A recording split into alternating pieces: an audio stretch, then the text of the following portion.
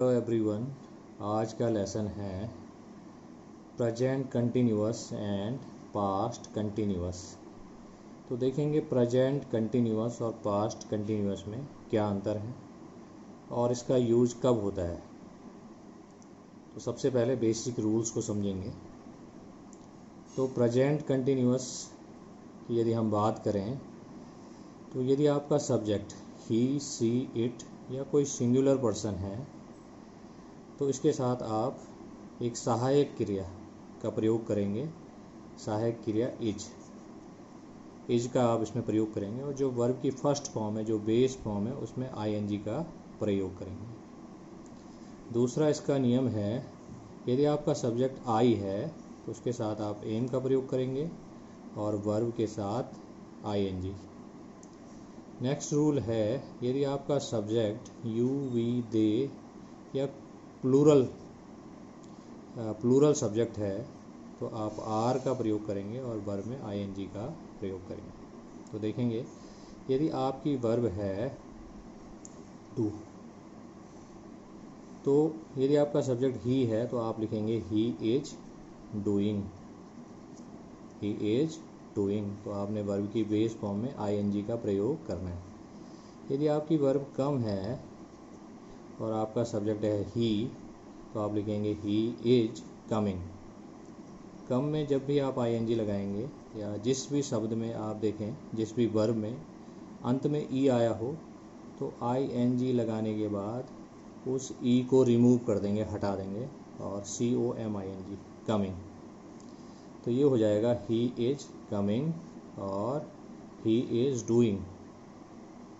इसी तरह से यदि आपका सब्जेक्ट आई है तो आपका सेंटेंस होगा I am doing, I am coming.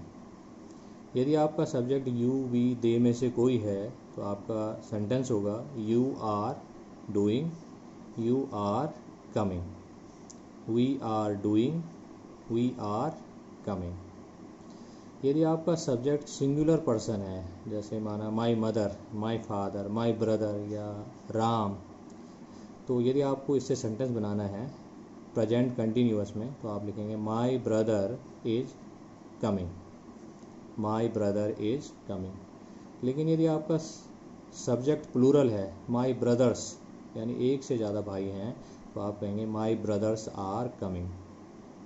उसका ध्यान रखेंगे कि आपका सब्जेक्ट यदि सिंगुलर है तो आपने इज का प्रयोग करना है, प्लूरल है तो आपने आर का प्रयोग करना है, यदि आई है तो एम का प्रयोग करना है, यदि सब्जेक्ट ही, सी, इट है तो इज का प्रयोग करना है और यू, वी, दे है तो आर का प्रयोग करना है।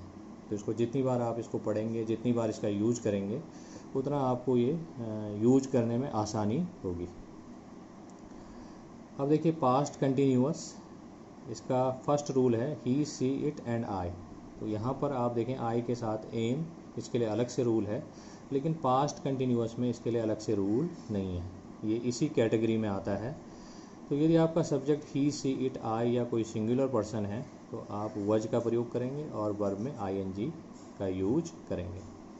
तो यदि आपकी वर्ब है सी और आपका सब्जेक्ट है ही तो आप पास्ट कंटिन्यूअस में कहेंगे ही वज सीइंग। तो इसमें यदि आप आईएनजी लगाएंगे तो सीइंग। या आपकी वर्ब है प्ले, तो जब आप इसमें आईएनजी लगाएंगे तो ये हो जाएगा प्लेइंग। तो आप कह सकते हैं ही वज प्लेइंग, सी वज प्लेइंग, आई वज प्लेइंग, इट वज प्लेइंग।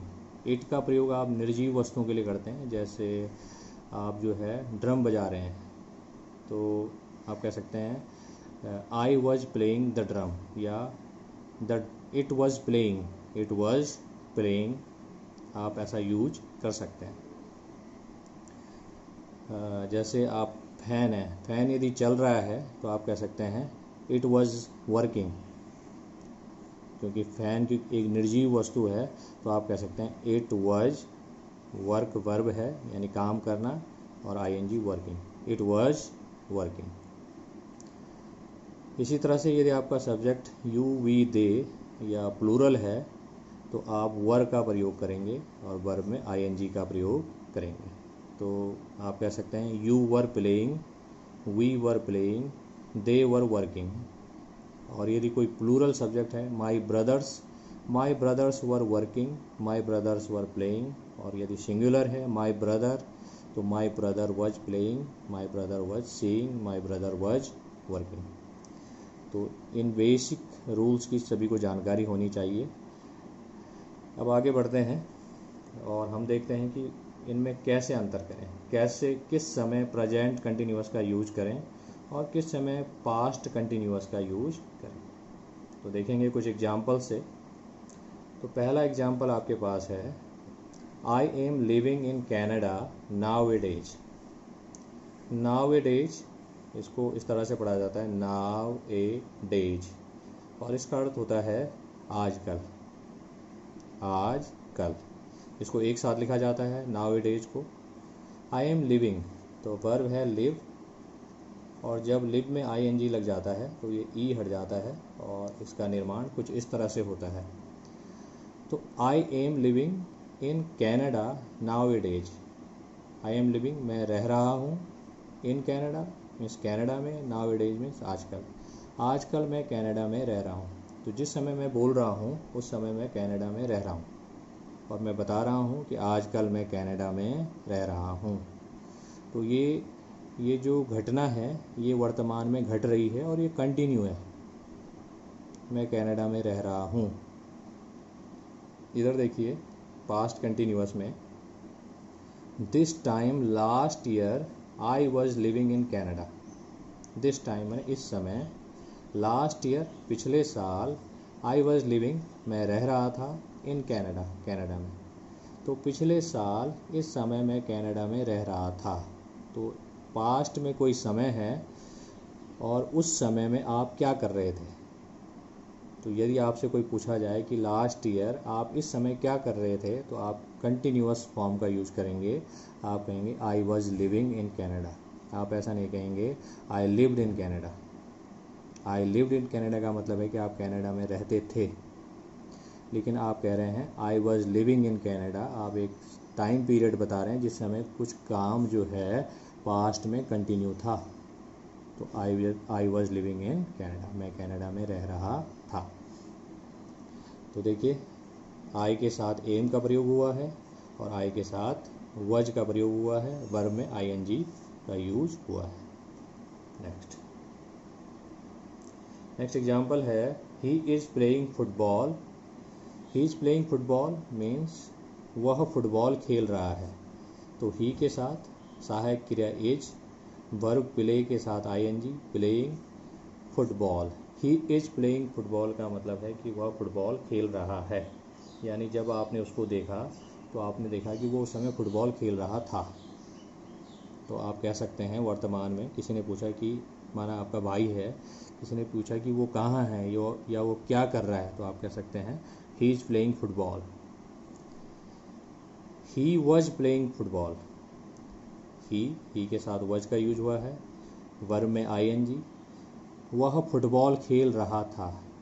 तो जैसे आपने कहा कि कल जो है 5 बजे आप क्या कर रहे थे, या आपका भाई क्या कर रहा था, तो आप कह सकते हैं कल 5 बजे वो फुटबॉल खेल रहा था।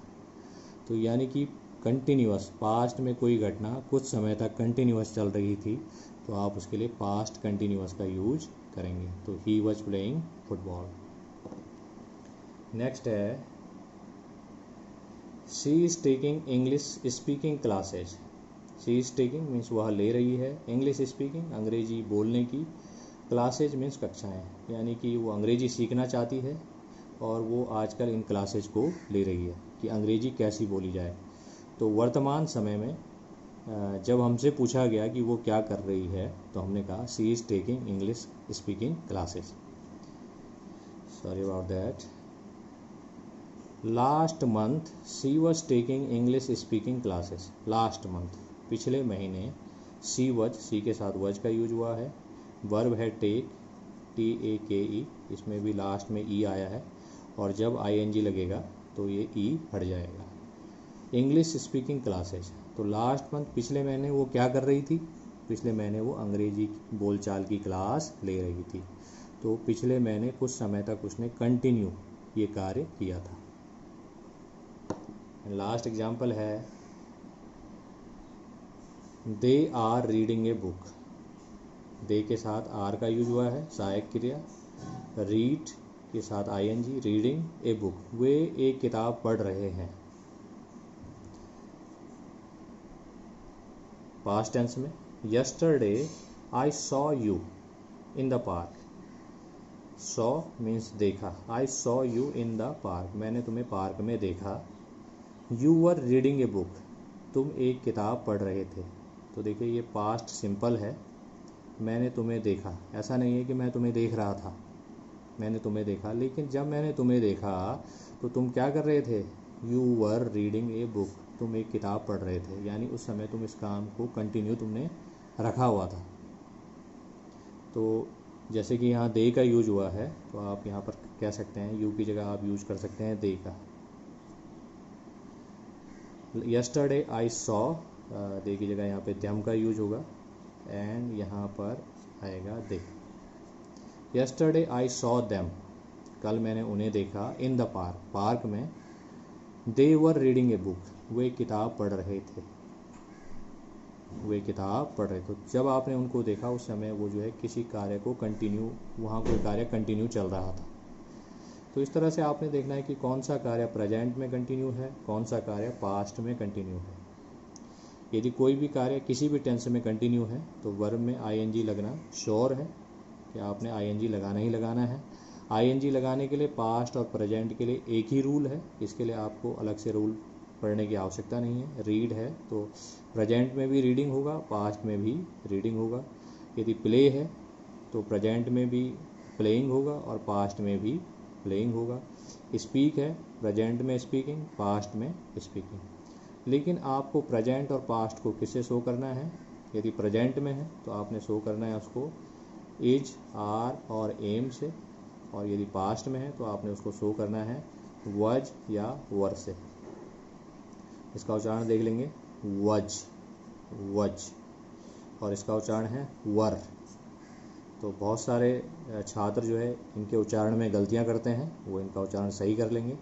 इसका उच्चारण है वज और इसका उच्चारण है वर।